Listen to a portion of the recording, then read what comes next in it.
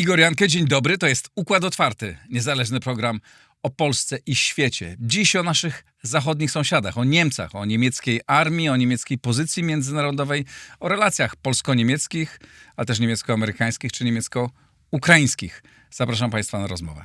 A oto mecenasi Układu Otwartego.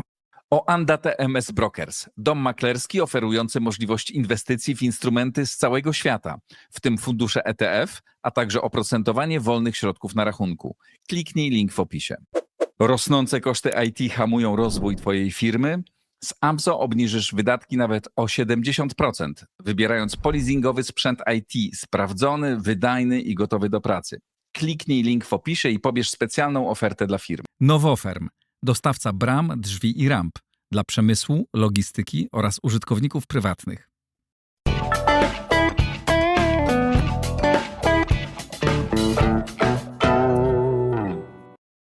Marek Cichocki, współautor podcastu Niemcy w ruinie, ze znakiem zapytania. Dzień dobry. Dzień dobry.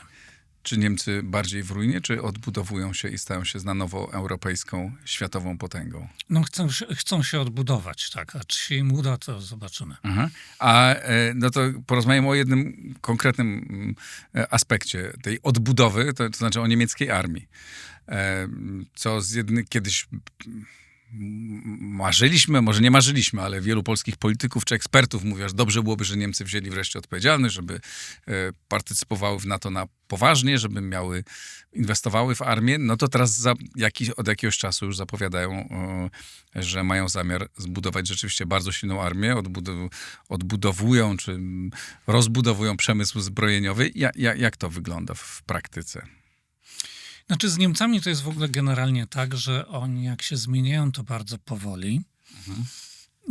Natomiast jeżeli już wejdą na taką ścieżkę, to są zwykle bardzo konsekwentni. Oni weszli już na tę ścieżkę? I wygląda, że jest na pewno decyzja polityczna Merca i jest chyba jakiś konsens polityczny, porozumienie polityczne głównych sił, że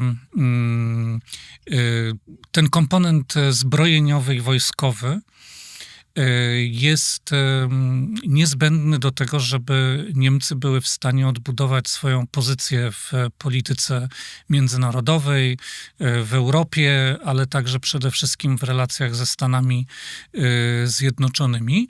I to jest w pewnym sensie zmiana rewolucyjna z punktu widzenia tego, co było wcześniej, bo od końca zimnej wojny przez 30 parę lat jednak Niemcy konsekwentnie, kolejne rządy dążyły do rozbrojenia Niemiec.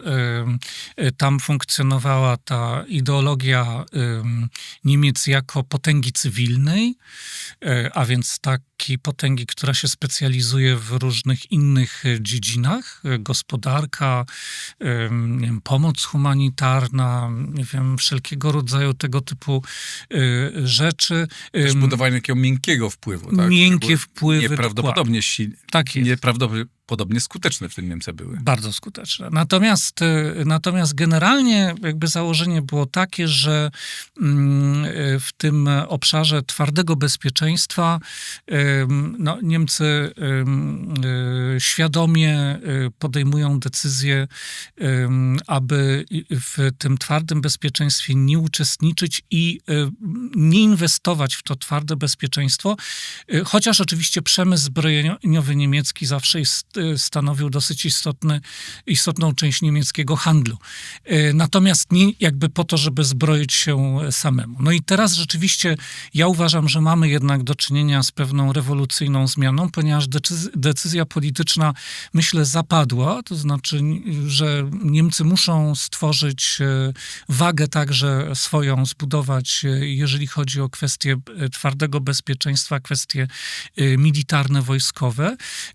Dokonano też pewnego bardzo istotnego zabiegu pozwalającego sfinansować takie przedsięwzięcie. Tu chodzi o likwidację tak zwanego hamulca zadłużenia, który był wpisany jeszcze przez Angelę Merkel w konstytucję niemiecką. To Merzowi udało się zresztą poprzez takie działania na granicy, można powiedzieć, powiedzieć, ale jednak ten hamulec został zlikwidowany, w związku z tym Niemcy mają na to pieniądze, zadłużają się u siebie. To jest zadłużenie ich. Bo to też warto podkreślić, to nie jest tak, że oni uczestniczą w tych różnych takich instrumentach finansowych zadłużania się, które teraz stworzyła Unia Europejska dla innych państw członkowskich, więc Niemcy z tego nie korzystają. To też jest bardzo ważna, moim zdaniem, informacja pokazująca o tym, jak oni myślą. Oni się zadłużają u siebie. Po to, żeby... A dlaczego nie korzystają z tych projektów unijnych? No to dosyć jasne jest, ale chcą być w pełni decyzyjni i zależni tylko i wyłącznie od siebie, a nie od tych, którzy im pożyczą pieniądze. Nie chcą sobie wiązać rąk. Chcą, żeby inni związali sobie te ręce. Chcą natomiast, żeby inni poprzez te instrumenty finansowe unijne wiązali sobie ręce, bo i tak większość tych pieniędzy, którzy ci inni z tych instrumentów będą mieli, przecież popłynie do przemysłu niemieckiego, zbrojeniowego, a więc i tak wyląduje w niemieckiej gospodarce. Więc to jest dosyć przemyślana kalkulacja, więc jest decyzja polityczna, jest... A jeszcze wyjaśnijmy, to znaczy, że inne państwa będą się zadłużały, częściowo Polska kupując ten na przykład. sprzęt w Niemczech. No tak, czyli de facto będą się zadłużać na rzecz niemieckiej gospodarki poprzez instrumenty unijne. Ale to nie jest nic nowego tak naprawdę. Znaczy, to zawsze tak było skonstruowane, teraz tylko staje się coraz większe, no i coraz bardziej też wchodzi w ten obszar twardego bezpieczeństwa, no i też kwestii związanych z suwerennością państw. Są też pieniądze na to w Niemczech. Została stworzona ścieżka finansowania. No więc w związku z tym, tak jak powiedziałam na początku, jakby oni to będzie się działo powoli, ale moim zdaniem tak, oni weszli na tę drogę.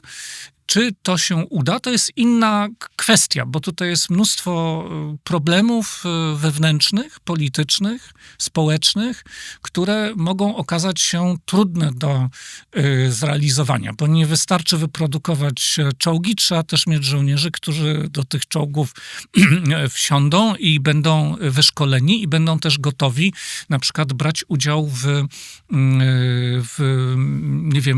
jakichś konfliktach zbrojnych przeciwko Rosji. No i to są już kwestie takie społeczne, polityczne, które mogą być trudne dla Niemiec. To porozmawiajmy chwilę o tych problemach, zwłaszcza społecznych. Po pierwsze, na ile Niemcy dzisiaj mentalnie są gotowi zaakceptować to, że mają się zbroić, co wywołuje duchy przeszłości znane. Niemcy od tego się odcinały na najróżniejsze sposoby. Wyrosły całe pokolenia, tak? Zwłaszcza jedno pokolenie, takie bardzo antywojenne, pacyfistyczne.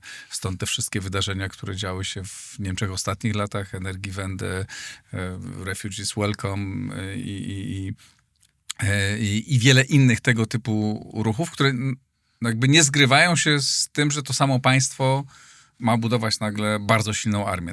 Na ile Niemcy to tak w swojej masie to akceptują? Znaczy, wydaje mi się, że te badania, tych preferencji społecznych, które na ten temat się robi obecnie w Niemczech, to one pokazują dosyć taki niejednoznaczny obraz, bo z jednej strony generalnie to myślę, że coraz większa część niemieckiego społeczeństwa ma świadomość tego, że pewna dywidenda pokoju się kończy i że Niemcy muszą też zaangażować się w kwestię twardego bezpieczeństwa, że oni też czują się bardziej zagrożeni niż wcześniej. Więc generalnie myślę, ta zgoda na to, żeby się zbroić, żeby budować większą armię, ta zgoda jest jakby większa. Ona się zwiększa w społeczeństwie niemieckim, ale Czyli ona ma możemy też... sobie wyobrazić, że ulicami Berlina zamiast albo obok, może nie tego samego dnia, parad tęczowych będzie Defilada wojskowa i ciężki sprzęt i żołnierze w mundurach będą defilować przez Berlin. Znaczy chodzi mi o to, że ludność będzie na kwiatami. tym poziomie, że na tym poziomie takim ogólnym, generalnym, abstrakcyjnym, to jakby te przemiany niemieckiej świadomości jakoś tam dokonują i dobija się do tej niemieckiej świadomości tego typu konieczność czy potrzeba, jak inwestowanie we własną armię. Problem się zaczyna wtedy, kiedy przychodzimy do konkretów, tak, czy na przykład nie wiem, jak duża część niemieckiego społeczeństwa, szczególnie młodego pokolenia, byłaby gotowa. Niemcy nie mają poboru. Umrzeć za Na przykład zgodzić się na pobór powszechny do wojska. Nie mówiąc już o tym, jaka część niemieckiego społeczeństwa, zwłaszcza tego młodego pokolenia, byłaby gotowa właśnie ryzykować swoje życie, nie wiem, gdzieś tam na rubieżach, na wschodniej flance, nie wiem, w obronie na przykład Gdańska. No Litwy na razie, może na razie Litwy. Tam, gdzie Niemcy budują tą swoją brygadę i się nią bardzo chwalą, że tam wzięli odpowiedzialność na siebie. No ale powstaje pytanie, no właśnie, można wysłać sprzęt, można zorganizować logistycznie, no ale potem na końcu są ci ludzie, którzy są gotowi do walki i także do ryzykowania własnego życia. I to są jakieś badania na ten temat? No właśnie mówię, ten obraz nie jest jednoznaczny i myślę, że generalnie ta część niemieckiej lewicy jest taka antymilitarystyczna w dalszym ciągu i ona jest przeciwna temu, żeby się zbroić. Tak? Jeżeli chodzi natomiast o ten główny nurt niemieckiej sceny politycznej, czy powiedzmy Chadecja i SPD i też o dziwo Zieloni, no to oni są generalnie jednak jakby, tak jak powiedziałem, istnieje pewne porozumienie tych partii politycznych, głównego nurtu politycznego w Niemczech, że jednak w tym kierunku trzeba iść. Trzeba inwestować w niemiecką armię, trzeba się zbroić, trzeba wspierać niemiecki przemysł zbrojeniowy, trzeba zacząć rozmawiać na temat poboru, a w każdym razie na pewno trzeba liczebnie, zasadniczo zwiększyć niemiecką armię. No i jest oczywiście AfD, która ma troszeczkę inny stosunek do tego, bo AfD pewnie by chciała się. Tak, znaczy generalnie politycy AfD są jak najbardziej za tym, żeby budować wielką niemiecką armię. Natomiast oni są o wiele bardziej wstrzemięźliwi, jeżeli chodzi właśnie o wykorzystywanie tej armii na zewnątrz. Jakby tutaj jest rzeczywiście to porównywalne na przykład z tym, co my mamy u nas w Polsce z Konfederacją, która dokładnie tak samo mówi, zbroić się, ale nigdzie nie będziemy jeździć, nie będziemy się bili za nikogo innego. Dla nas tak naprawdę to jest dla naszego własnego bezpieczeństwa. Więc AfD ma generalnie dosyć podobne podejście do tych spraw. Czy zbroić się, ale nie po to, żeby tutaj, nie wiem, wspierać wschodnią flankę, czy ginąć gdzieś na bagnach Litwy, walcząc jeszcze na dodatek, no to w ogóle straszne dla takiej niemieckiej wyobraźni z Rosjanami. Tak. No właśnie, to drugie pytanie dotyczące tych problemów społecznych i nastawienia społeczeństwa. Na ile Niemcy w swojej masie rozumieją, że Rosja jest naprawdę zagrożeniem, to takim nie tylko w tym roku i zaraz jak skończymy tę wojnę i się dogadamy z nimi, to już będzie wszystko świetnie i możemy dalej współpracować. Myślę, że do Niemców dociera, że Rosja może być realnym zagrożeniem, także dla nich. Oni zresztą o tym piszą i o tym mówią. Rosja rzeczywiście podejmuje wobec Niemiec wszelakiego rodzaju działania. Także jakby to poczucie zagrożenia ze strony Rosji staje się w Niemczech coraz bardziej realne. Nawet ostatnio kanclerz Fryderyk Merz w jednym z wywiadów do francuskich mediów powiedział, że on bardzo by chciał, żeby sąsiedztwo niemiecko-rosyjskie kwitło, no ale, jeszcze nie teraz. Ale to być może jeszcze długo nie będzie możliwe. Ja pomijam, bo może do tego wrócimy, ten aspekt niemiecko-rosyjskiego sąsiedztwa, bo tak geograficznie to się nie zgadza, ale w mentalności niemieckiej jest bardzo silnie zakorzeniona ta wizja, że Niemcy graniczą gdzieś z Rosją, no ale tutaj jest wyraźnie jakby powiedziane przez niego, że jakby oni mają świadomość tego, że przez najbliższy czas to nie będzie możliwe. W związku z tym jakby oni rozumieją, że to zagrożenie rośnie, że ono jest długotrwałe, ale myślę, że niemieckie społeczeństwo mentalnie absolutnie nie jest przygotowane do takiej sytuacji, że będzie walczyć przeciwko rosyjskiej armii. Przeciwko rosyjskiej, czy w ogóle nie będzie walczyć przeciwko jakiejkolwiek armii? No myślę, że ten aspekt walki była armia przeciwko, Trumpa? jakby była armia na przykład Trumpa, to może by się zawahali, prawda? Natomiast ta rosyjska, ta wizja, że oni by musieli walczyć z Rosjanami, jest rzeczywiście czymś, co moim zdaniem w dalszym ciągu jest paraliżujące dla większości Niemców i w związku z tym, oczywiście wszyscy się bardzo cieszymy, że Niemcy inwestują w bezpieczeństwo Litwy i że tam są obecni, ale myślę, że cały czas trzeba mieć jakby w tych różnych kalkulacjach dotyczących roli Niemiec, jaką one by mogły odegrać, inwestując w swoją armię w zakresie europejskiego bezpieczeństwa, no to moim zdaniem trzeba cały czas mieć w tyle głowy ten psychologiczny i polityczny aspekt pewnej niewyobrażalności sytuacji, w której niemiecki żołnierz musi strzelać do rosyjskiego żołnierza. Brzmi to... Znaczy, trzeba to brać pod uwagę. Tak.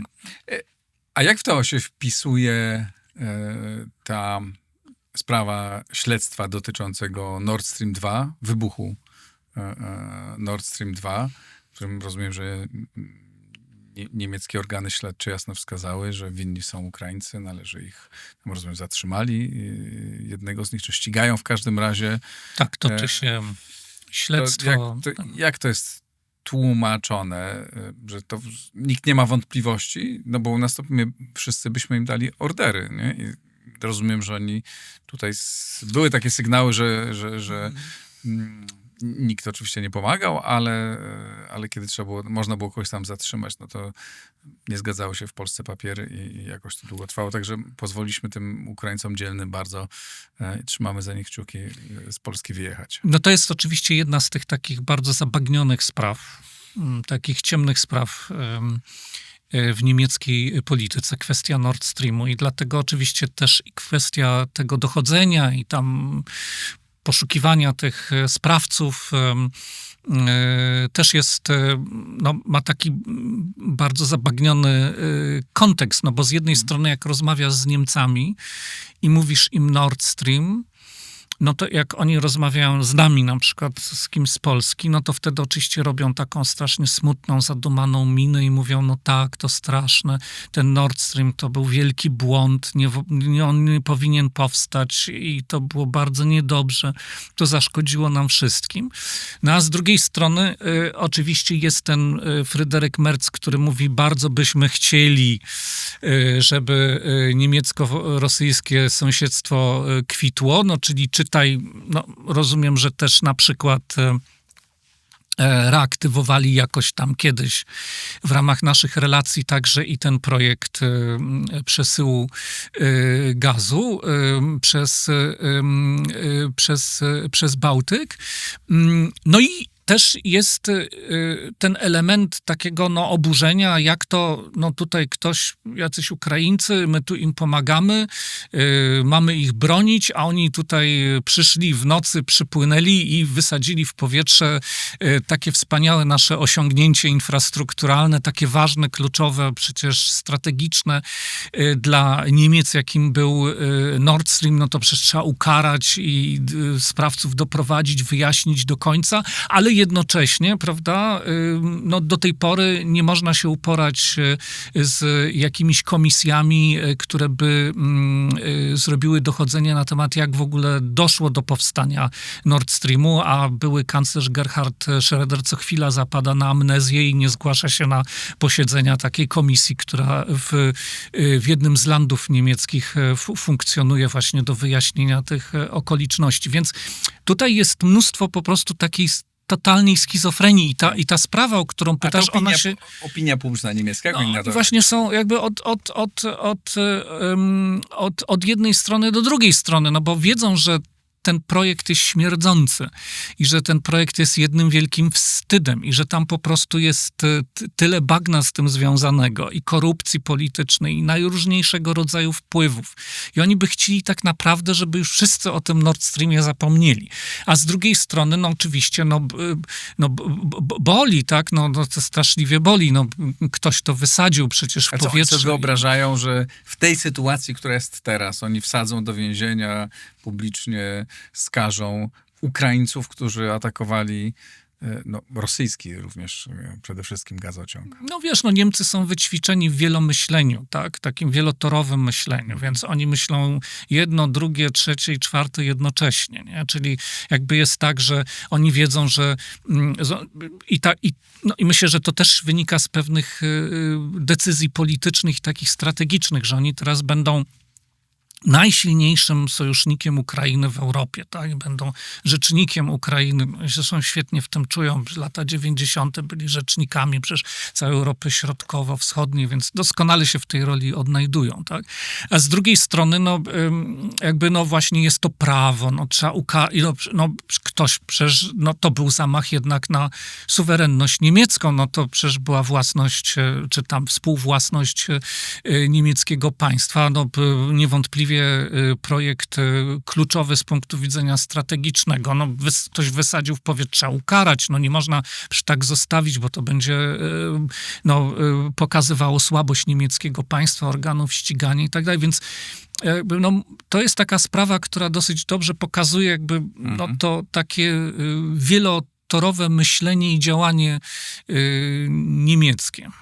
Zaraz porozmawiamy o tym, czy Niemcy mają rzeczywiście potencjał do odbudowy swojej takiej bardzo silnej pozycji politycznej, ale ja Państwu przypominam, że słuchacie Układu Otwartego, programu, który istnieje dzięki patronom między innymi. Bardzo dziękuję wszystkim Państwu, którzy wspieracie Układ Otwarty i jeśli chcielibyście, a do tej pory nie wspieraliście, chcielibyście to zrobić, zapraszam na mój profil w serwisie patronite.pl. To bardzo ważne do tego, że mógł takie rozmowy prowadzić. Dzięki jeszcze raz serdeczne.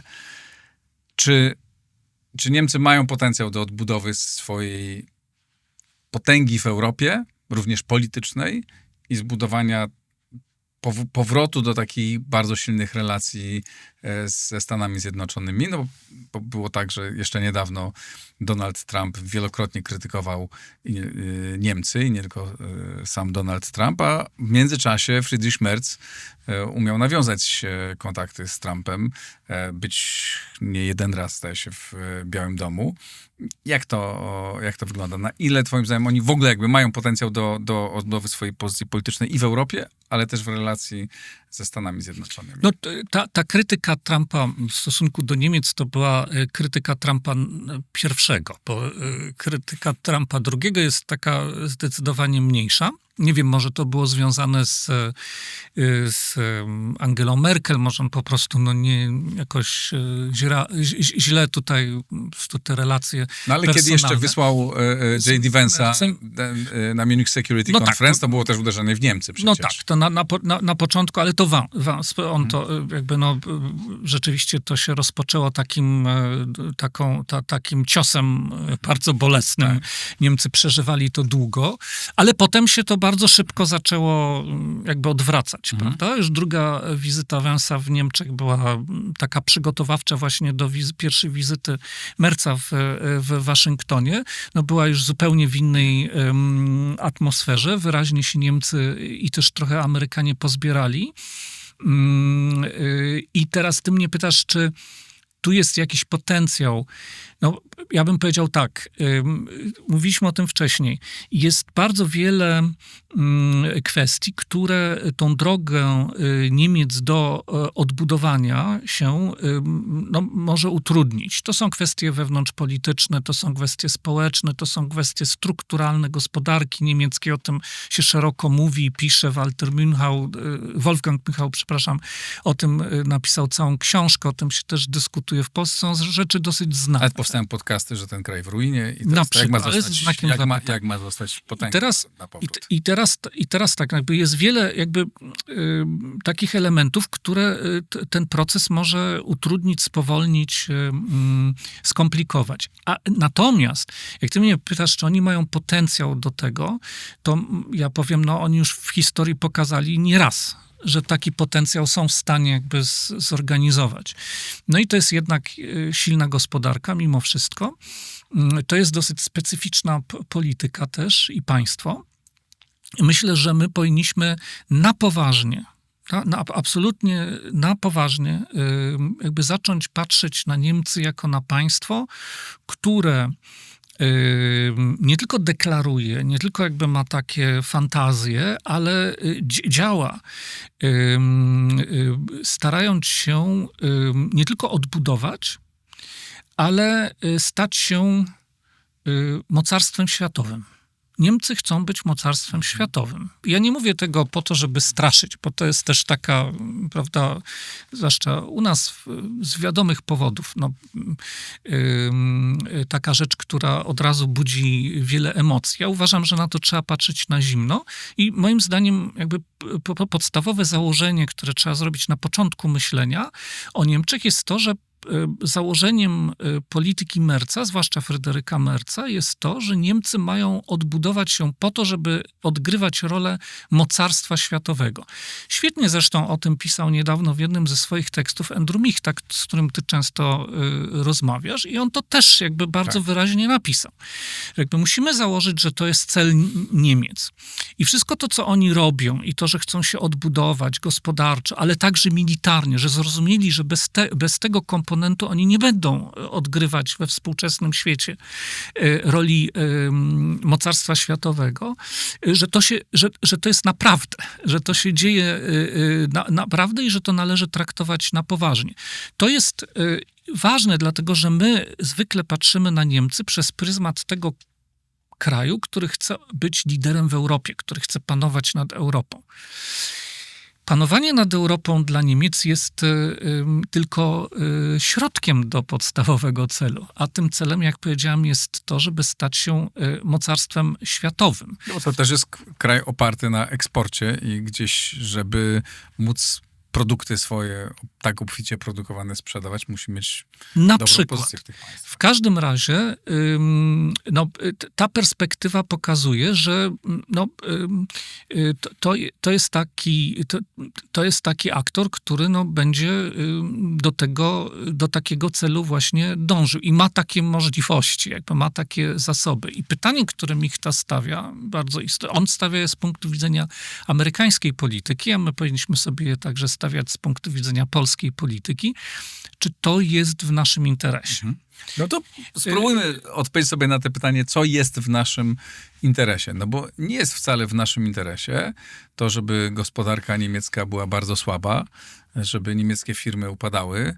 To wielu Polaków wykształconych jakby cieszy się tak gdzieś w głębi serca, jak tam coś u Niemców nie idzie, no ale jak u Niemców coś nie idzie, to się odbija na polskich firmach, z którymi jesteśmy powiązani. Nie jesteśmy już tylko zapleczem, to jest także rynek dla naszych firm. To powiązanie jest na bardzo wielu poziomach.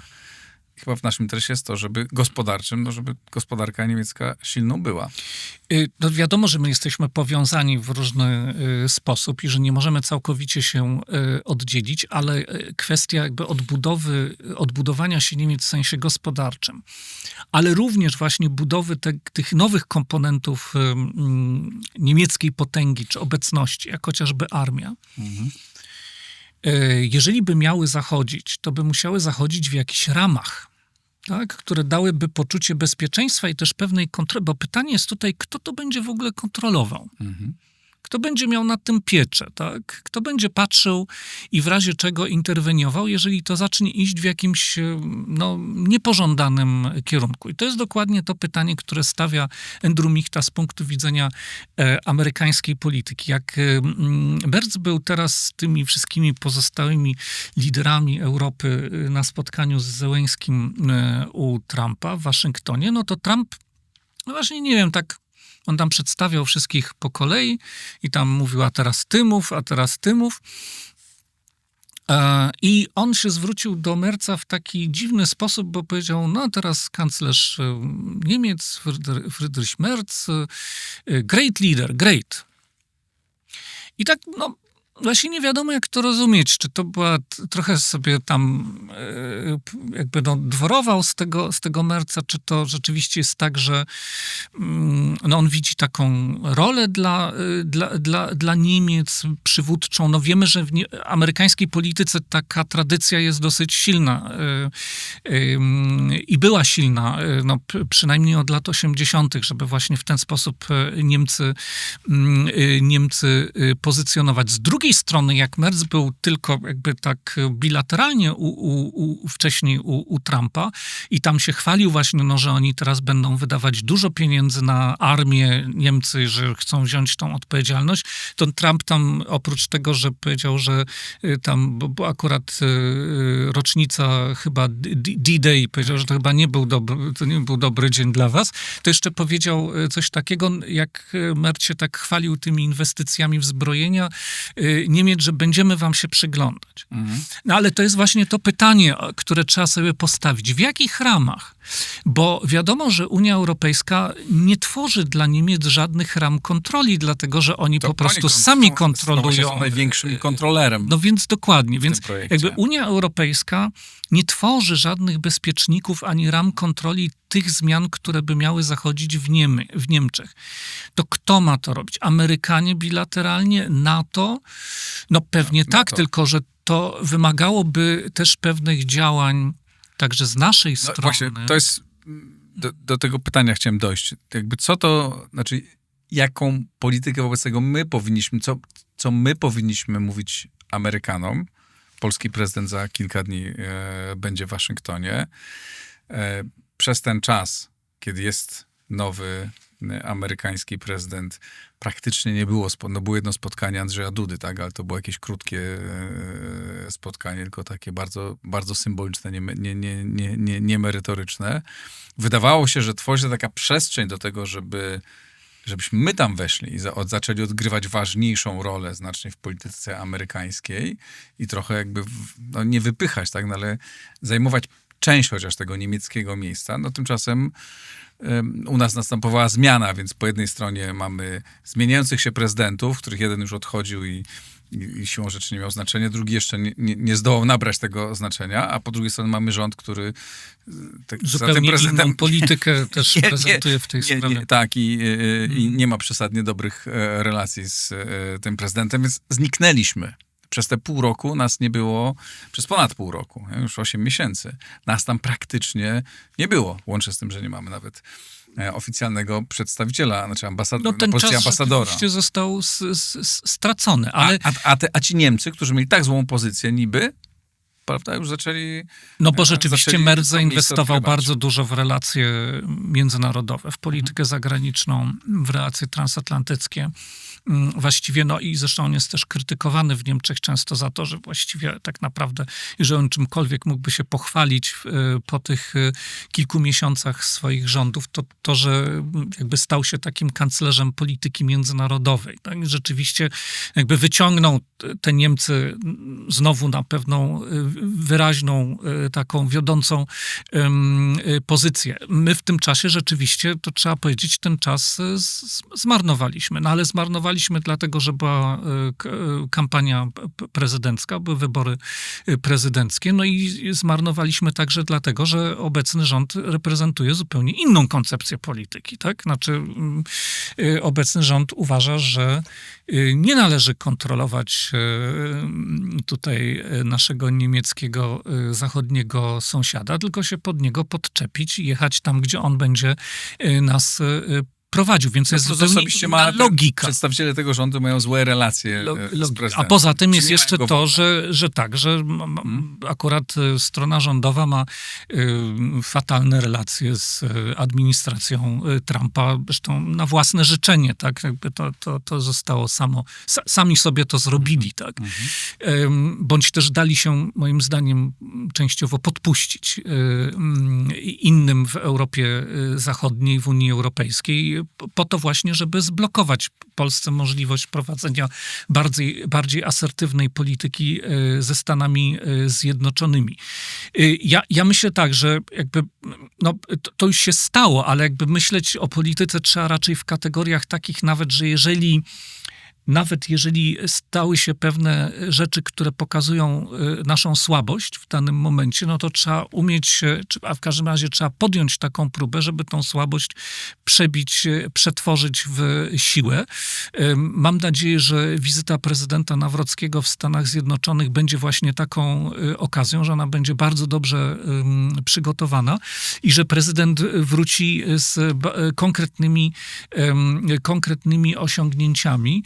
A spodziewasz się czego? Czy czego powinien? Jakie te osiągnięcia są twoim zdaniem realistyczne? Znaczy, to jest oczywiście pytanie, bo Wisły kijem nie zawrócisz. My tak naprawdę nie mamy jasności, jakie są cele polityki Trumpa 2 w stosunku do Europy. Co on tak naprawdę chce? Bo i na tym też polega problem z tą diagnozą słuszną, dlatego do niej się odwołałem Andrew Michty, jeżeli chodzi o tą politykę niemiecką budowania jakby pozycji światowego mocarstwa ze strony Niemiec. Taka pozycja Niemiec nie jest w interesie Europy, to na pewno. Ona by całkowicie zdestruowała równowagę, która powstała po końcu zimnej wojny w Europie i którą trzeba wzmacniać poprzez głównie budowę pozycji naszego regionu i Polski jako największego państwa tego regionu. Gdyby Niemcy miały urosnąć do roli mocarstwa światowego, to zostanie zniszczone. To nie będzie przestrzeni dla wzmocnienia tego typu równowagi. To jest dla nas bardzo poważne wyzwanie. Ale tak jak powiedziałam, Michta też uważa, że to jest niebezpieczne także z punktu widzenia amerykańskiej polityki, bo Ameryka wtedy może stracić kontrolę nad tym, co się dzieje w Niemczech i nad tym, co się dzieje z Niemcami i nad tym, co się dzieje z Europą. Pytanie jest tylko, czy Trumpowi na tym zależy. I to jest jakby to, czego my tak naprawdę nie wiemy i dopiero czego musimy się jakby dowiedzieć i o tym przekonać. Bo jeżeli Trumpowi zależy jednak na tym, żeby ta równowaga była wzmacniana, to będzie mu zależało także na tym, żeby nasza pozycja nie słabła, tylko żeby wzmacniać naszą pozycję nie tylko ze względu na zagrożenie ze strony Rosji, ale także właśnie ze względu na całą architekturę bezpieczeństwa i równowagi w Europie. Natomiast jeżeli on ma inną koncepcję, czego wykluczyć się nie da, no to wtedy możemy mieć poważny problem. Tak czy inaczej nie przy tym zgodzisz. Wydaje mi się, że tworzy się przestrzeń do tego, żebyśmy bardzo silnie zacieśniali relacje w tej północno-wschodniej flance NATO, czyli współpracę z państwami nordyckimi i bałtyckimi, bo to są państwa, które inwestują w obronność, już nie myślą o inwestowaniu w obronność, ale już to do tej pory robili i chcą to robić dalej, rozumieją zagrożenia praktycznie tak samo jak my. W ich interesie jest współpraca bliska z Polską i tu możemy tworzyć taką alternatywną część, nie osobną część Europy, tak, ale taką grupę państw, która może być, po pierwsze, nieźle zadbać o swoje bezpieczeństwo, wzajemne wsparcie. 2, być taką alternatywą dla Stanów Zjednoczonych. My powinniśmy, moim zdaniem, robić przynajmniej 4 rzeczy, tak? Jedna to oczywiście budować i pogłębiać relacje gospodarcze i bezpieczeństwa ze Stanami Zjednoczonymi. Tutaj oczywiście pojawiają się te dwa znaki zapytania. Jeden to jest właśnie, jakie są te ostateczne cele Trumpa? I tego, to jest to zasadnicze pytanie. No, drugi problem jest taki, że mamy w Polsce rząd, który nie podziela tego poglądu. Przynajmniej może nie z takim zapałem. No, ale jest dosyć wobec tego wstrzemięźliwy, o tak, niech tak będzie. Druga rzecz, którą powinniśmy robić, to budować naszą jak najbardziej silną pozycję w NATO, bo jeżeli Niemcy się będą zbroić, to NATO tak naprawdę staje się jedyną strukturą, realną strukturą politycznego i wojskowego jakby kontrolowania tego, co Niemcy będą robić w tym obszarze ze swoją armią. Tak? Znaczy tak długo, jak ten proces, nazwijmy go, remilitaryzacji Niemiec, bo w istocie tak naprawdę o tym mówimy. Jak długo ten proces będzie się odbywał w ramach natowskich, to tutaj mamy jakiekolwiek instrumenty i partnerów do tego, żeby w ogóle mieć coś do powiedzenia w tym procesie i w jakiś sposób ten proces remilitaryzacji Niemiec kontrolować z innymi. Trzecia rzecz to jest to, co ty mówiłeś, czyli region.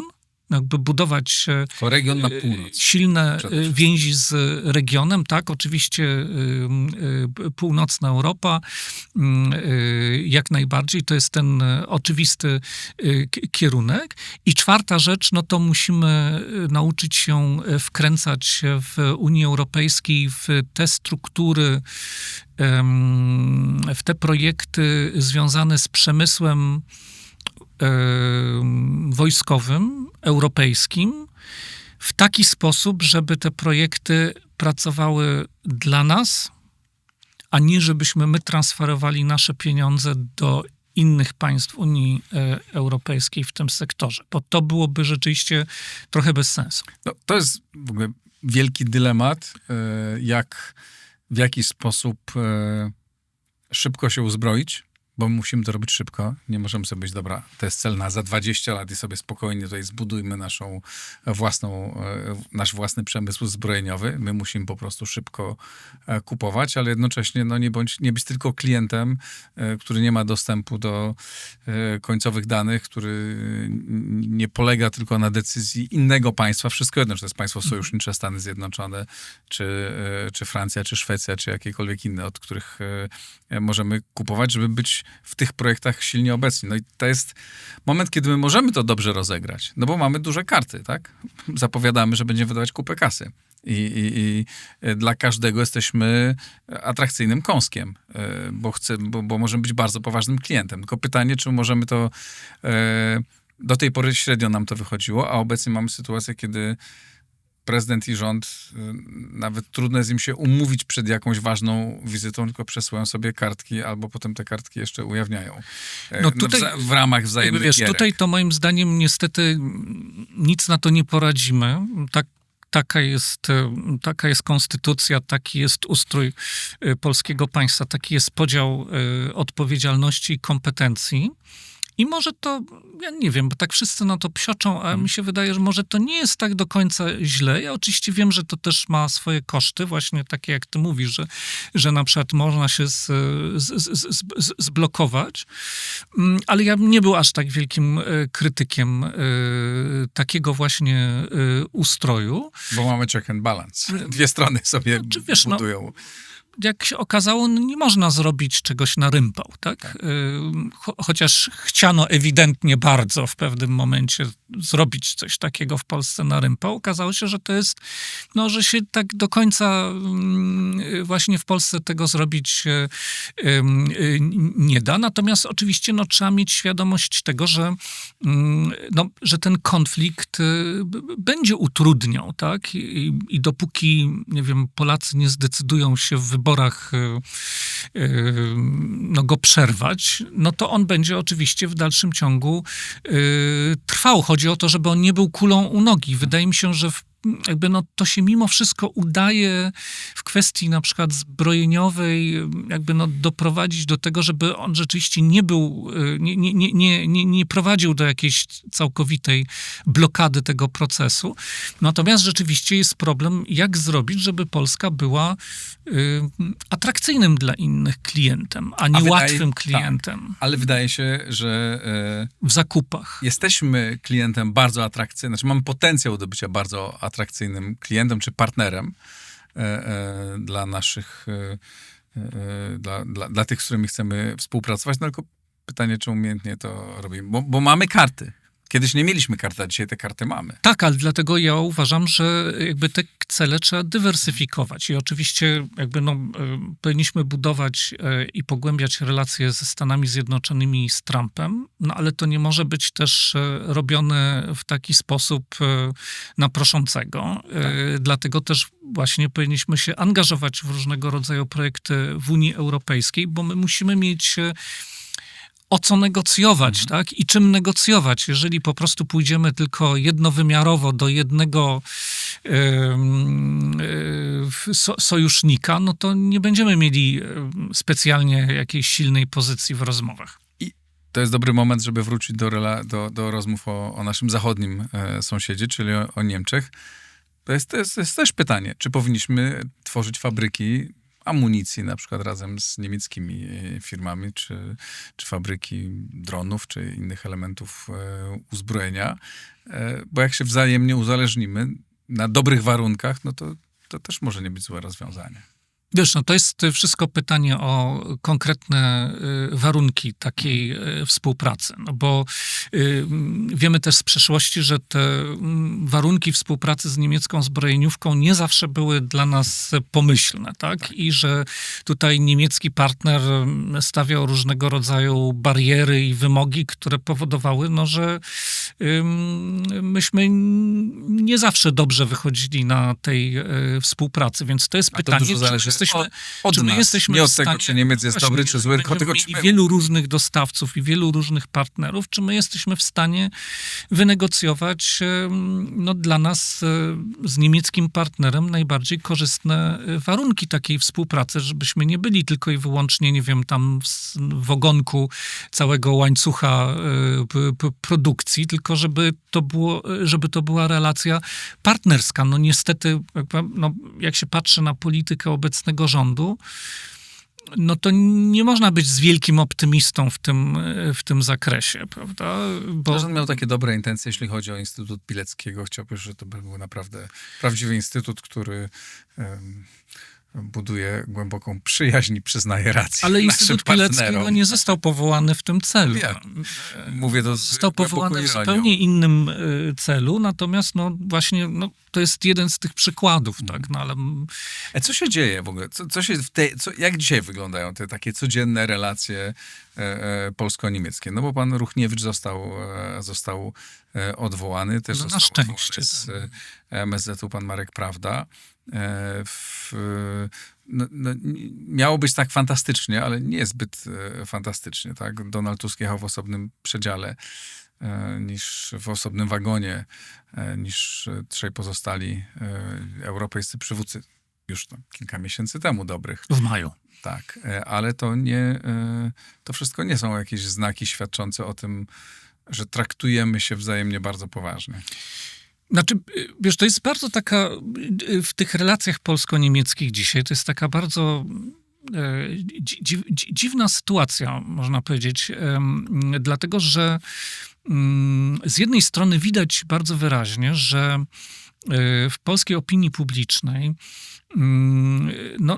narasta takie zniecierpliwienie niemieckim partnerem i niemiecką polityką. Znaczy, jakby coraz więcej ludzi widzi, że jesteśmy traktowani w sposób, ja nie powiem, że nawet niepoważny, ale taki sposób nie do zaakceptowania w różnych sprawach. No, oczywiście kwestia odszkodowań, reparacji, tych kwestii też historycznych, to jest to, co się najczęściej wybija i o czym się mówi, ale też jakby inne sprawy, jak chociażby ta kwestia związana z upamiętnieniem w Berlinie i tak dalej, polskich ofiar. To wszystko pokazuje, że i to ludzie w Polsce zaczynają coraz wyraźniej dostrzegać, że ten niemiecki partner to nas traktuje tak, jak że my nie chcemy, żeby w ten sposób nas traktowano i nie widzimy powodu, dla którego mielibyśmy się zgadzać na coś takiego. Myślę, że tak było zawsze,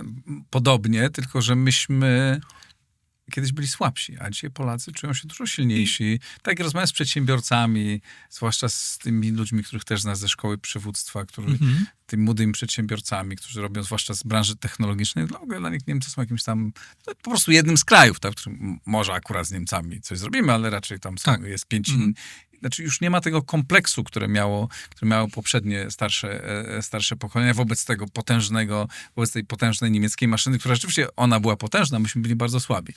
Ta maszyna osłabła, a myśmy się wzmocnili. No tak, ale też pewne rzeczy stały się bardziej widoczne. Tak. Bo to też chodzi nie tylko o własną siłę czy pewność siebie, ale też zdolność do zobaczenia pewnych rzeczy w pełnym świetle. No tak? Jeżeli masz ta pewność siebie jest potrzebna do tego, żeby zobaczyć jeżeli masz pewne na przykład rzeczy. kolejnego nowego niemieckiego ambasadora, prawda? Bardzo się szybko zmieniają w ostatnim czasie, to też coś pokazuje, że się coś jakiegoś dziwacznego dzieje w tych relacjach.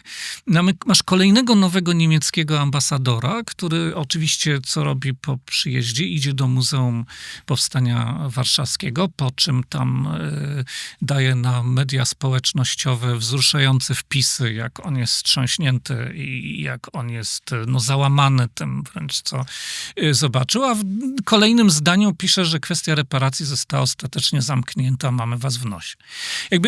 I mi się wydaje, że doszliśmy do takiego momentu, kiedy po prostu bardzo wielu ludzi w Polsce to widzi i mówi, ale właściwie o co chodzi, na jakiej zasadzie, co to w ogóle jest, nie? Więc zmienia się zasadniczo takie nastroje społeczne w Polsce. Zresztą moim zdaniem rządzący obecnie, rząd tego nie do końca rozpoznał swoją polityką. Ale zaczyna rozpoznawać, no bo te decyzje o dymisji Ruchniewicza, o wycofaniu go z tej pozycji w MSZ-cie, no to też nie były przypadkowe. To myślę, że gdyby tego nie zrobili, to pewnie byłaby jeszcze większa awantura. To może być wynikiem bardziej jeszcze czegoś innego. Nie uświadamiania sobie tego, że właśnie opinia publiczna zmieniła w ostatnim czasie radykalnie zdanie na te kwestie niemieckie i politykę i relacje polsko-niemieckie, ale też wynikać z tego, co się ze strony polityki niemieckiej względem Polski i też polskiego rządu w ostatnim czasie stało. Tak, bo stało się co?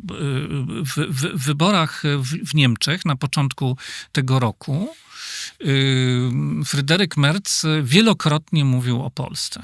Wielokrotnie, bardzo wiele rzeczy, bardzo często mówił o tym, jak Polska jest ważnym partnerem, że to jest bardzo istotne. Że on będzie współpracował i że tutaj trzeba stworzyć taki tandem już nie tylko z Francją, ale właśnie Wielka Brytania, Francja, Niemcy i Polska, że bez tego ani rusz i w ogóle. I że on to doskonale rozumie.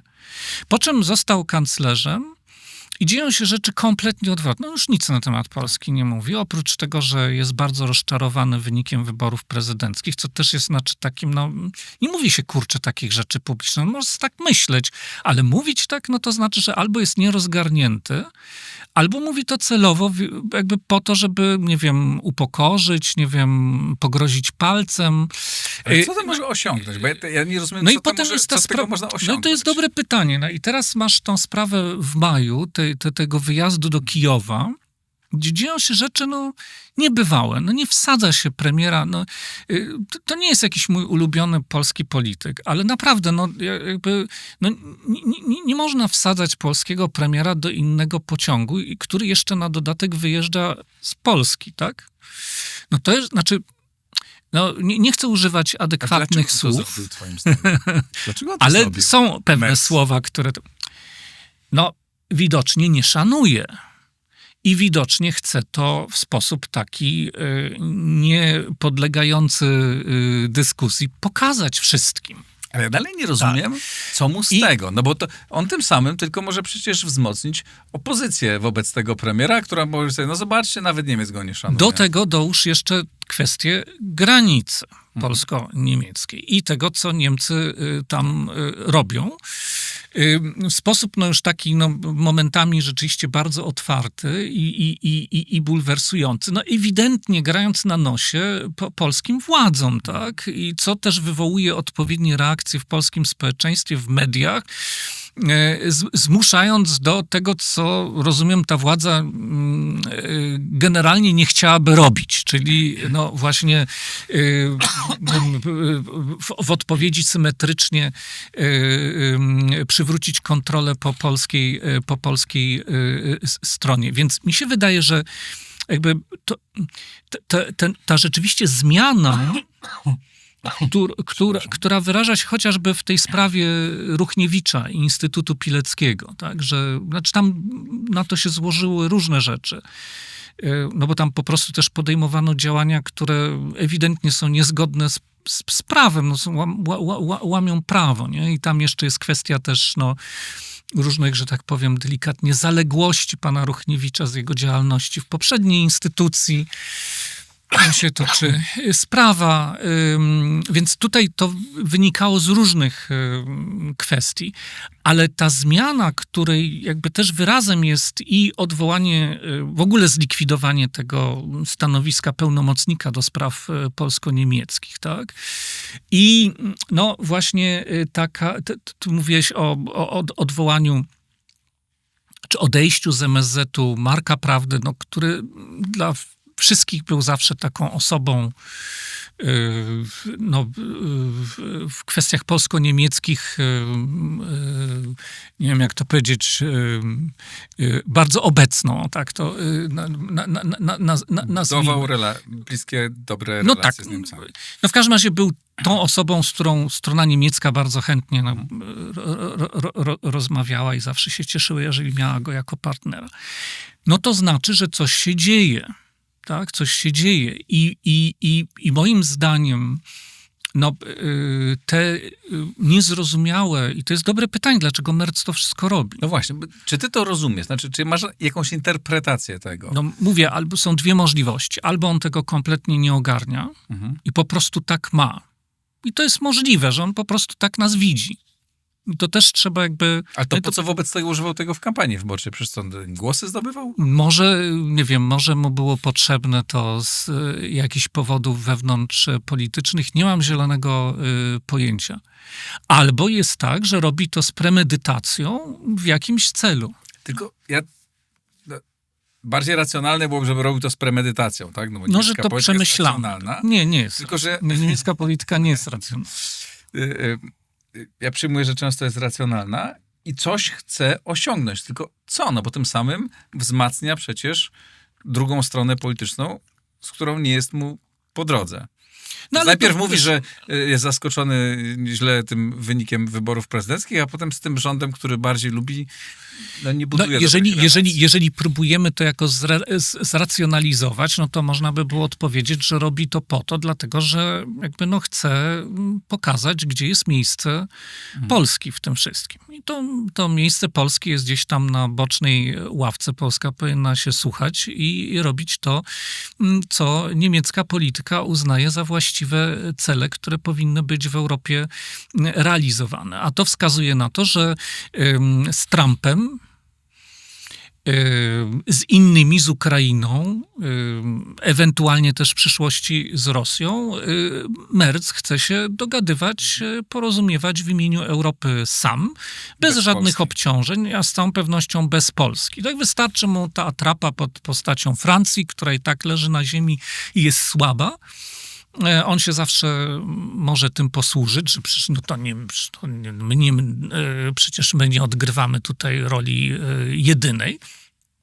Ale najwyraźniej jakoś przeważyła w Niemczech takie stanowisko, że pozycję Polski należy minimalizować, a nie jakby ją uznać, zaakceptować i zbudować te relacje właśnie w taki bardziej partnerski sposób. Gdyby to racjonalizować, gdyby nie chodziło po prostu o to, że No być może on po prostu tak ma. Tak nas widzi. To ostatnie pytanie. Biorąc pod uwagę to, że Niemcy rozbudowują swoją armię, chcą odbudować swoją pozycję polityczną, a jednocześnie, jeśli to założenie, które przyjąłeś teraz, że chcą minimalizować rolę Polski, No to by się jest- zgadzało. To byłoby logiczne, prawda? to Ale to się byłoby bać? Tak. logiczne. Nie, bo co nam z tego, że będziemy się bać? No możemy się bać i gryźć Dobre paznokcie spodobało. i tam, nie wiem, i nakręcać emocje. Nie o to chodzi. Powiedziałem, na przykład powinniśmy bardzo zastanowić się nad tym, jak możemy zainwestować w naszą obecność i także tych partnerów, którzy mogą myśleć podobnie jak my w NATO. Bo NATO jest realną strukturą, która daje nam możliwości nacisku i presji na niemieckiego partnera. Powinniśmy budować relacje w regionie, powinniśmy budować relacje z potencjalnymi sojusznikami, którzy też być może patrzą na to, co się dzieje w Niemczech z pewnym niepokojem i wcale by nie chcieli, żeby Niemcy stały się znowu światową potęgą, ale być może nie są na ten temat aż tak bardzo wyczuleni, albo nie są w takim położeniu geopolitycznym, że jeżeli to się stanie, to i tak sobie jakoś tam poradzimy. Tak? No my nie mamy takiego komfortu. No i oczywiście budować jak najsilniejsze relacje z Ameryką, z Trumpem, zakładając, że jemu na równowadze w Europie zależy. Bo jak nie, bo jeżeli jego podejście do Europy jest tylko i wyłącznie komercyjne i użyteczne, chce po prostu tylko zrobić użytek z nas wszystkich i ma w nosie tak naprawdę, co w dłuższej perspektywie tutaj będzie, no to wtedy rzeczywiście mamy poważny problem. co nie jest wykluczone. No nie jest wykluczone. Bardzo ci dziękuję. Marek Cichocki, współautor podcastu Niemcy w ruinie, ze znakiem zapytania. Dziękuję ci bardzo. Napiszcie państwo, co wy sądzicie, jaką politykę wobec Niemiec powinniśmy prowadzić? Czy Niemcy mają potencjał do tego, żeby odbudować swoją bardzo silną pozycję w Europie i w świecie? Czekam na wasze komentarze. Wspierajcie Układ Otwarty na Patronite. To wasze wsparcie jest niezwykle ważne, bo dzięki państwu ten program jest całkowicie niezależny i dzięki temu mogę prowadzić takie rozmowy.